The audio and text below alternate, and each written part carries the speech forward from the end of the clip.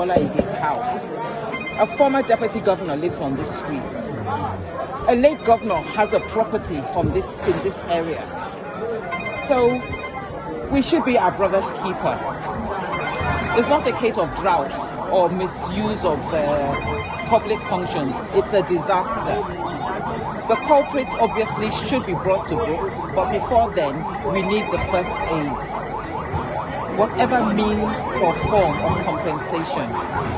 That's my post. My name is Sumbo Oshile, and he's my professional colleague. Are you also a resident? No, I'm not. But I heard it as far in Akobo. You can imagine the impact. We felt it was just one of those knockouts. And irritably, I just felt, who are these irresponsible children?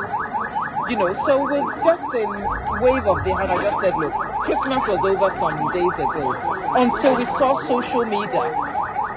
And then I had to call because I was here only last week with him. And I heard Dejo Oyelese. The actual incident happened off the hills, you know. But from the entrance to the end of the street, it's a calamity.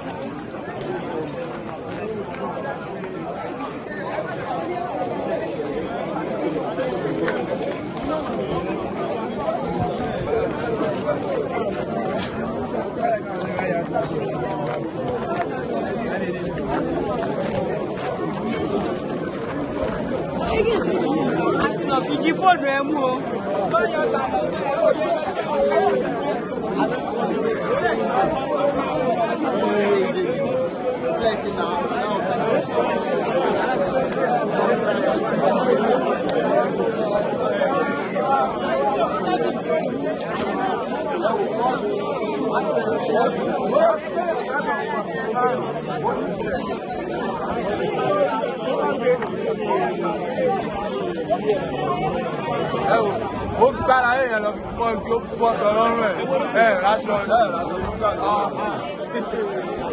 ó gbé bọ́ọ̀dì àṣàfẹ́ ó wà náà.